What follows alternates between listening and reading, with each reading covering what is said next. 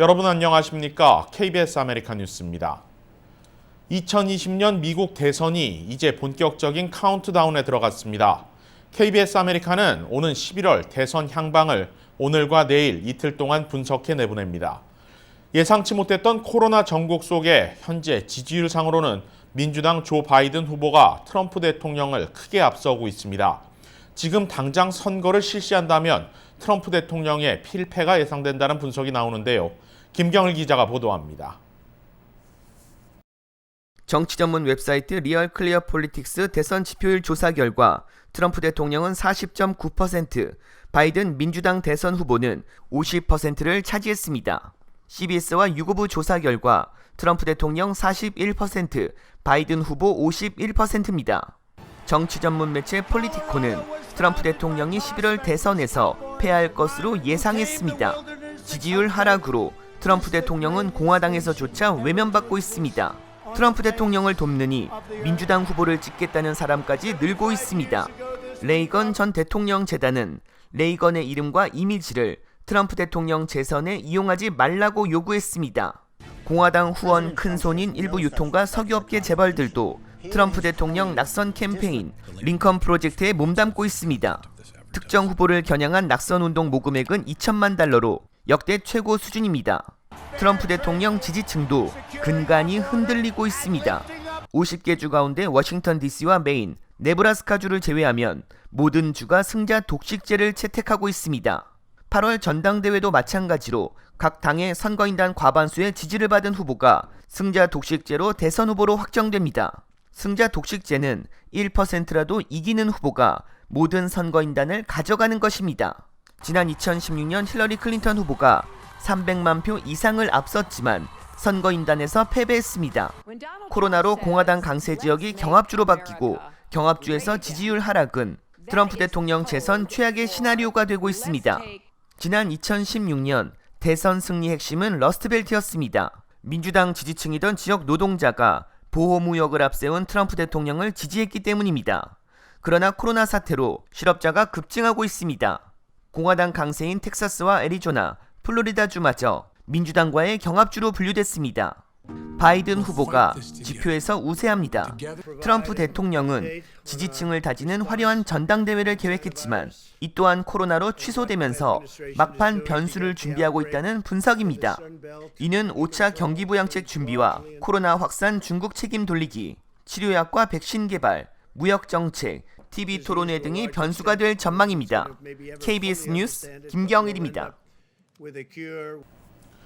미국에서 3만 명을 대상으로 하는 코로나19 백신 3상 임상시험이 오늘부터 시작됐습니다. 전례 없는 초단기 백신 개발이 진행 중인데요. 3상 임상시험만 지나면 연내 개발 완료와 내년 상용화가 가능할 것이란 전망입니다. 이채은 기자입니다. 제약회사 모더나가 오늘부터 코로나19 백신에 대한 대규모 3상 임상시험에 돌입했습니다. 이번 시험은 미 전역 89개 도시에서 3만 명의 건강한 피실험자를 대상으로 진행됩니다.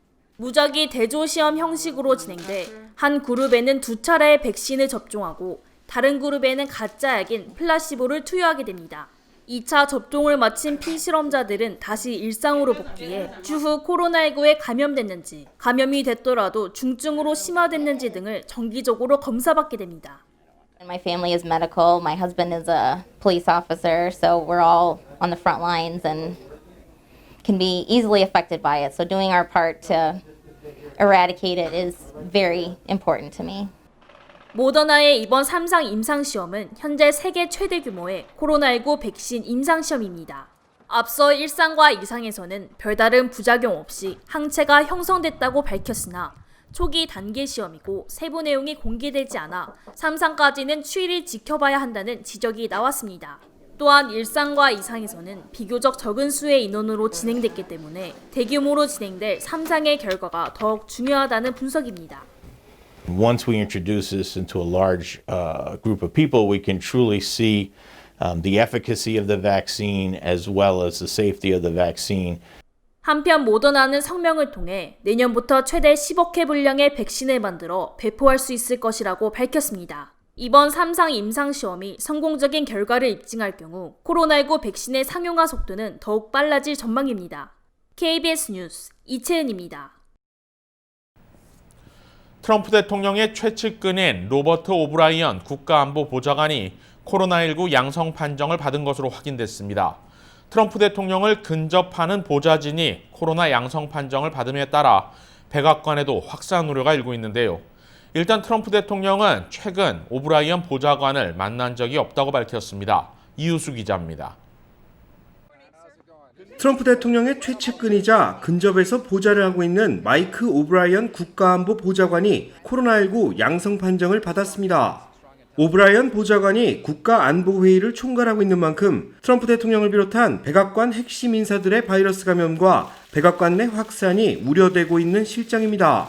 하지만 백악관 측은 트럼프 대통령이 수시로 코로나19 검사를 받고 있으며 필요시 마스크를 착용하고 있다며 확대 해석을 자제해 줄 것을 당부했습니다. 코로나19 양성 반응을 보인 오브라이언 보좌관은 지난주부터 백악관에 출근하지 않고 있습니다. 백악관 소식통에 따르면 그는 가족 행사에 참석한 뒤 확진 판정을 받았으며 지난주부터 전화로 업무를 보고 있습니다. 그가 공개석상에서 트럼프 대통령을 근접 보좌한 것은 지난 10일 마이애미 남부사령부를 방문했을 때입니다. 지난 13일에는 2박 3일 일정으로 프랑스 파리를 방문해 영국과 독일, 이탈리아 등 유럽 동맹국 고위 관리들을 만나 중국 통신장비 업체에 관련된 회의를 주재하고 에마누엘 마크롱 프랑스 대통령도 예방한 것으로 확인됐습니다. 바이러스 잠복기가 2주이기 때문에 유럽 동맹국 고위 관료들의 바이러스 감염 여부도 확인해 볼 필요가 있다는 지적입니다. 하지만 백악관 내에서 그가 트럼프 대통령과 마지막으로 대면한 것이 언제인지는 확인되지 않고 있습니다. 백악관 내에서 코로나19 확진자가 나온 것은 이번이 처음이 아닙니다. 지난 5월에는 백악관에 근무하는 군인 1명과 펜스 부통령 대변인이 감염됐고 최근 백악관 내 카페테리아 직원 1명도 양성 판정을 받았습니다. 하지만 핵심 참모가 코로나19에 감염된 것은 이번이 처음으로 대통령을 비롯한 핵심 참모들에 대한 바이러스 확산 우려가 높아지고 있는 실정입니다. KBS 뉴스 이우수입니다.